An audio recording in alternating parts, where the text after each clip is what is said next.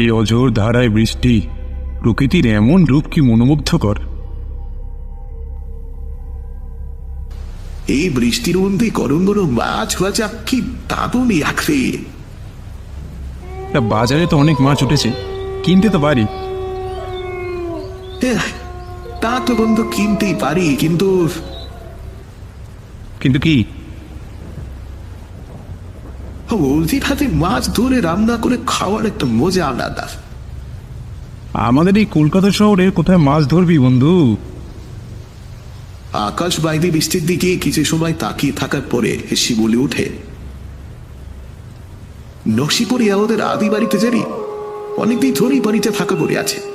বাবা মা কখনোই আমাকে ওখানে গিয়ে কোনোদিনই থাকতে দেননি।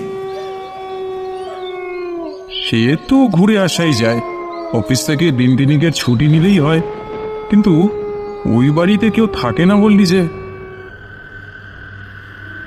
আমরা কেউ থাকি না বটে, তবে বাড়ি দেখাশোনা করার জন্য সাধন দাদু আছে। বহু বছর আগে বাবা মার সাথে তুই আর গিয়েছিলাম, তবে কোনোদিনই ওই বাড়িতে থাকিনি। বাবা মার কোনো এক কারণে ওখানে রাতে থাকতে ভয় পেত। এখন আর বাবা মাও নেই, আর আমাদের ওই বাড়ির পিছনে বিশাল পুকুর আছে, তাতে প্রচুর মাছ পাওয়া যায়। ওখানকার গ্রামের লোকেরাই সেই পুকুরের মাছ ধরে খায়।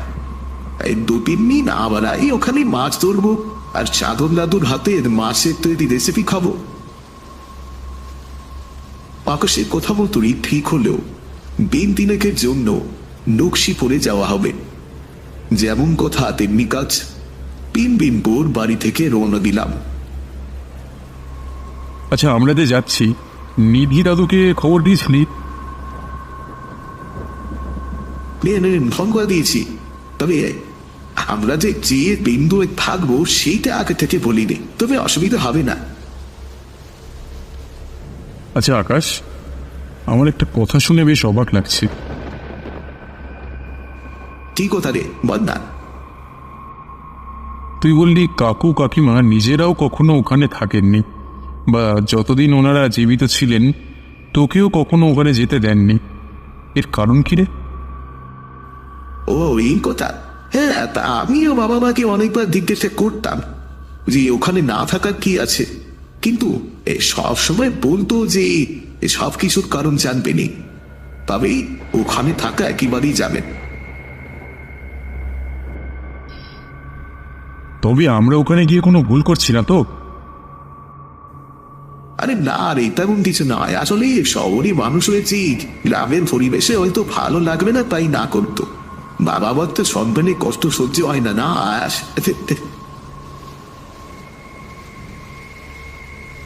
ট্রেন যতই কলকাতাকে পিছনে ফেলে নকশিপুরের দিকে এগোতে থাকলো, ততই ট্রেনের জানলা দিয়ে বাইরে তার ছাপ স্পষ্ট হতে লাগলো।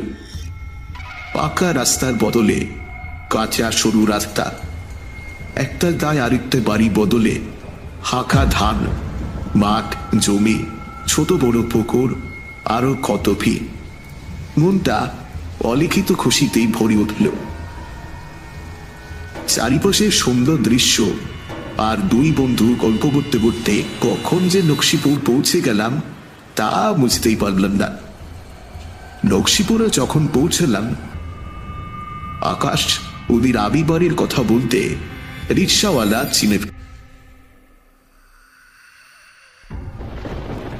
বাবু, ও বাড়ি তো ভাটাই পড়ে থাকে, তা বাড়িটা দেখতে এসেছেন বুঝি? ও বাড়ি বিক্রি করাও তো মুশকিল বাবু, আর রাতের ট্রেনে ফিরে যাবেন বুঝি? আমি আপনাদের কুকুর নিতে আসবো।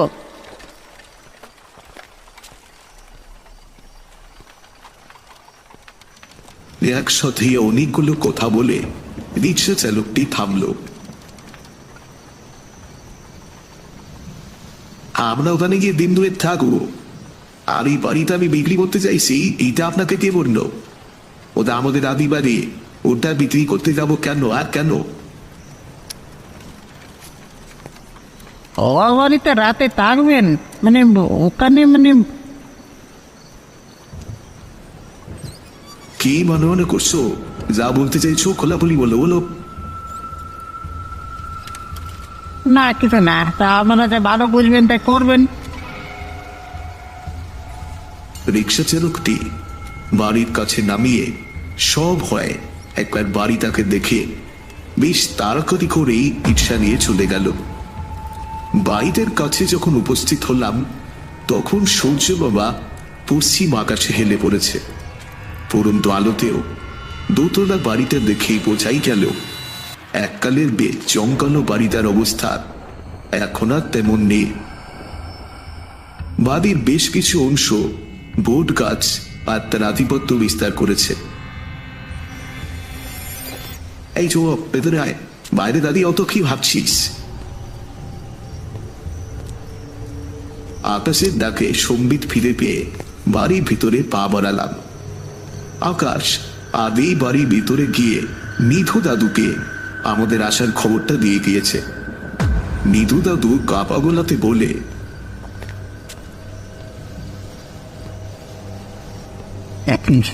তোমাদের এত বেশি দেরি হলো, তাহলে তো আর বেশিক্ষণ থাকতে পারবে না।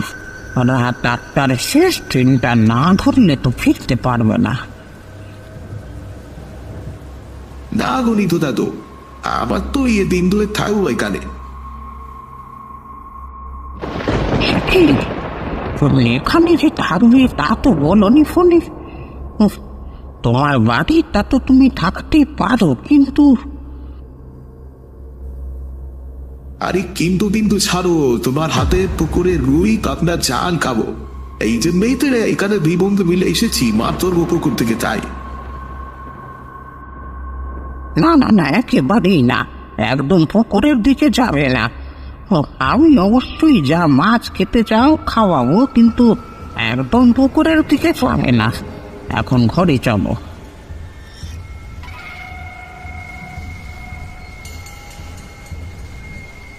আমি আর আকাশ কোনো কথা বাড়ালাম না, তবে নিধু দাদুর হঠাৎ এমন উত্তেজনা দেখে অবাক হলাম বটে। আচ্ছা আকাশ, নিধু দাদুর পুকুরের মাছ ধরার কথা শুনে অমনভাবে আটকে উঠলো কেন? আসলে ছোট্টবেলা থেকে দেখছি তো নিজের নাতির মতোই মনে করে। যেই শুনেছে পুকুরে মাছ ধরতে যাবে অমনি ভয় পেয়েছে, যদি গেলে পড়ে যায়। ওই যে কথায় আছে না, বাঁশের থেকেই কাঞ্চার দরদ বেশি, খুব ভালোবাসলে যা হয় না।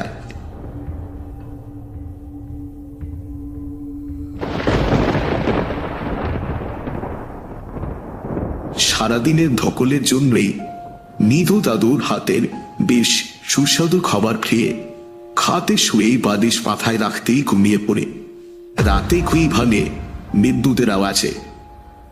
চোখ মেলতেই মাথার কাছে জানলাতের দিকে তাকাতেই দেখি বাইরে জোরে বৃষ্টি শুরু হয়েছে।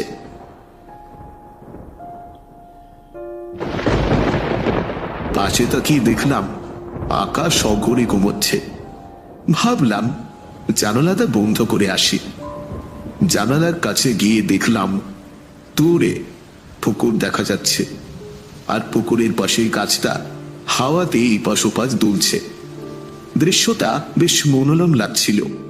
শহরের এই দৃশ্য উঁচু উঁচু অট্টালিকার মাঝে কোথায় চোখে পড়ে। এমন সময় একটা দৃশ্য দেখে চোখ আটকে গেল। দেখলাম পুকুরটার মাঝখান থেকে একটা কালো ছায়া পাক খেতে খেতে উঠছে। জলের চারিপাশে কবার পাক খেয়ে ধীরে ধীরে একটা চেহারা দেখা গেল। চেহারা ঠিক স্বাভাবিক নড়ে, একটা ভয়ানক নারী মূর্তি তার চুল হাওয়াতে ভাসছে। গায়ের রং কালো, মুখের দুই পাশে লাল রক্ত পরিষ্কার বোঝা যাচ্ছে। দুই হাতে দুটি বড় সাইজের কাঁচা মাছ তখনও ছটফট করছে। এক কামড়ে একটা মাছের মাথা ধর থেকে আলাদা করে ছিপতে লাগলো। এমন সময় মাথা তুলে আমার দিকে তাকালো। একবার বিকট ভাবে হেসে হাওয়াতে ভাসতে ভাসতেই এগিয়ে আসতে লাগলো আমাদের দিকে।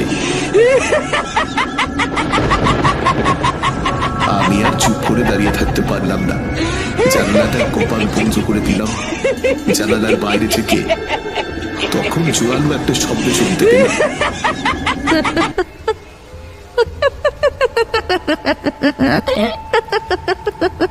বাঁচবে না, আর বাঁচবে না।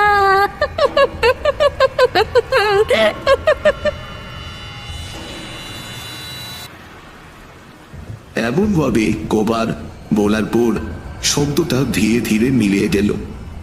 সেদিন রাতে আর দুই চোখের পাতা এক করতে পারলাম না। পরের দিন সকালে সব কথা আকাশকে খুলে বললাম।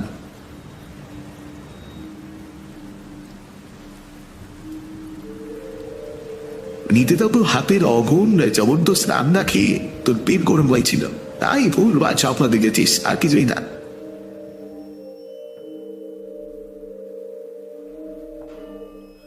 আকাশ আর আমার কোনো কথাই কানে তুইল না। এরপর আমরা দুজনে আকাশদের পুরো বাড়িটা ঘুরলাম, এমনকি সেই পুকুরের কাছেও গেলাম। আচ্ছা, তাহলে আসার সময় যে ওই ডাউস বাঘখানা দেখলাম, ওতে তাহলে কি ছিপ আছে?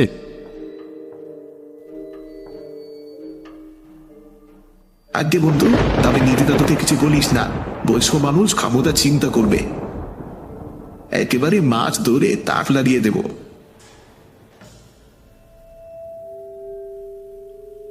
আমি শান্ত পুকুরটার দিকে একবার তাকালাম। কালকে রাতে যে অমন ভয়ঙ্কর দৃশ্য আর ওই বিভৎস চেহারা দেখলাম, সবটাই আমার স্বপ্ন হতেও পারে, এই ভেবে সব বলার চেষ্টা করলাম। এরপর সকালের খাবার খেয়ে গ্রাম থেকে বেরোলাম।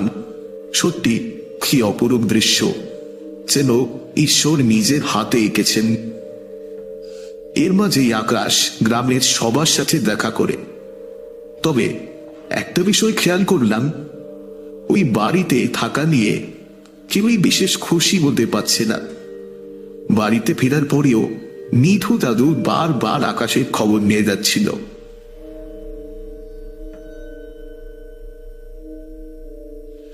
এমন ভাবেই দিনটা বেশ কাটল।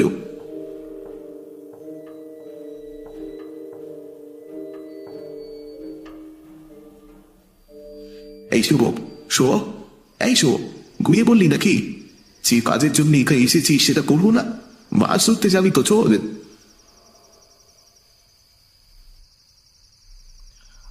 কালকে সকালে ধরলে হতো না?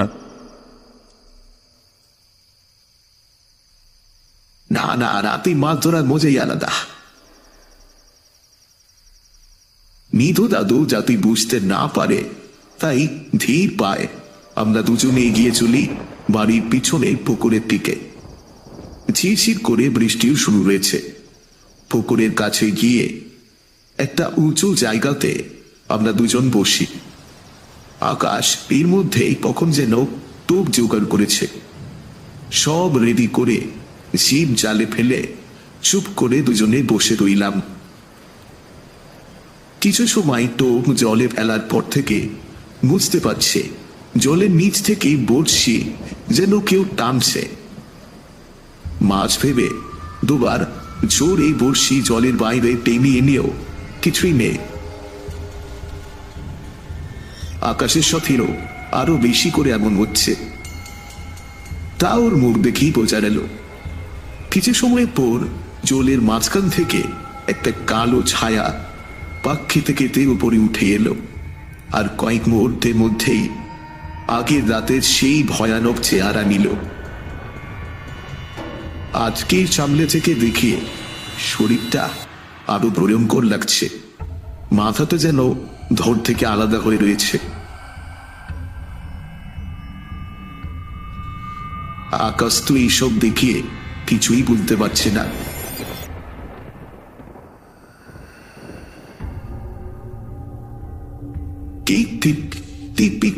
কে তুমি?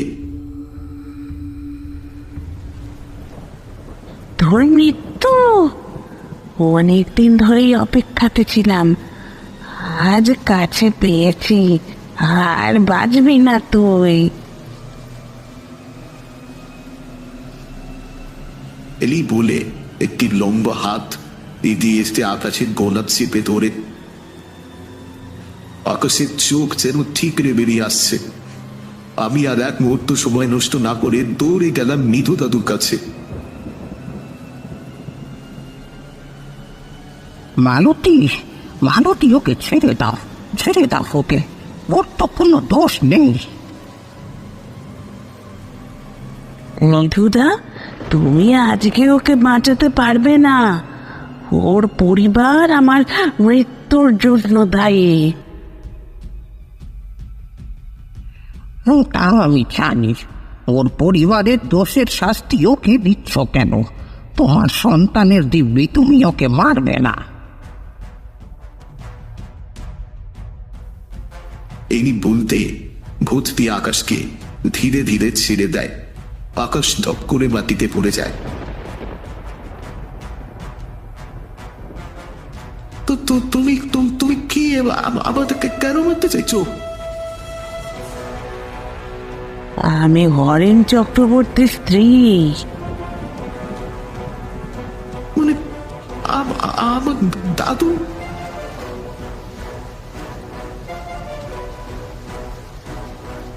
ঠিকই ধরেছ, ও তোমার দাদুর বউ ছিল, কিন্তু তোমার দাদু কোনো দিন তাকে বউয়ের মান্যতা দেয়নি।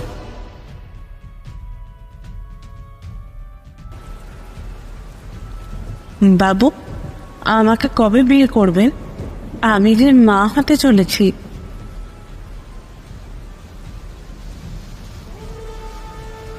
বললে তোকে বিয়ে করব? কত টাকা লাগবে বল, আমি তোর মতো ভিখারিকে বিয়ে করব।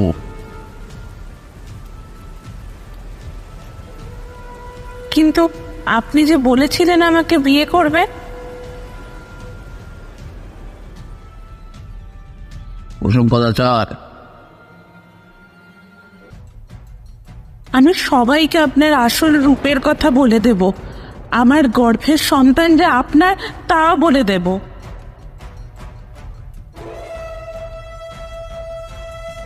আচ্ছা, এত বড় সাহস? তুই আমার কথা সবাইকে বলবি? হ্যাঁ, বাঁচলে তবে তো বলবি। ইদো, আরে নিতু, এদিকে আয়।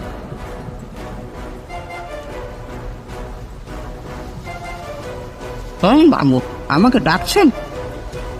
দেখি মানবের কি হলো? ও নাকি আমার সন্তানের মা হতে চলেছিল, তাই ওকে বিয়ে করতে হবে। দিয়েছি স্বর্গে পাঠিয়ে। ওকে মেরে ফেললেন? চুপ করে থাক, বলে সবাইকে বলবো তুই ওকে মেরেছিস। কারণ মালতী তো আর কথা বলবে না, তাই আমি পুলিশকে যা বলবো তাই বিশ্বাস করবে, তোর কথা কেউ শুনবে না। আমি গরিব ছিলাম, এটাই কি আমার দোষ ছিল? আমি তো মন থেকেই ভালোবেসেছিলাম। আমার সন্তানের কি দোষ ছিল যে পৃথিবীর আলো অবধি দেখতে পারলো না?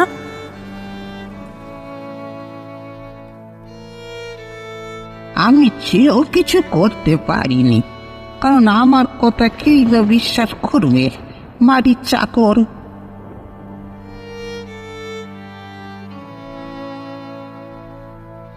তবে তবে আমার বদলা আমি নিয়েছি। ক বছর পর যখন হরেন আবার এই বাড়িতে বউ নিয়ে আসে, গভীর রাতে মাথার কাছে আমার বীভৎস চেহারা দেখে অসুস্থ হয়ে পড়ে।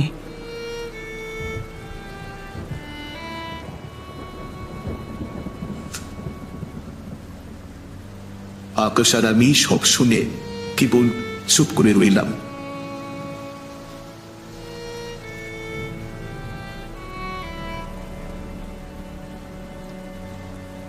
দাদু বলতে পেরেছিল তার বংশধর কেউ এই বাড়িতে থাকতে এলে বাঁচবে না, তাই মরার আগে হয়তো সে সব বলে গিয়েছিল।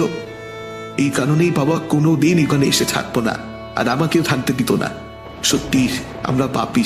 তুমি যা শাস্তি দেবে তাও নিতে পারো, আমি নেব।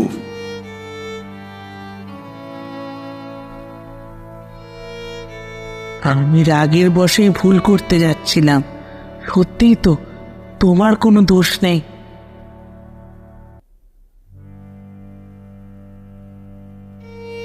পুকুরের নিচ থেকে আমার দেহ বের করে সৎকার করে দাও, তাহলেই আমার মুক্তি হবে।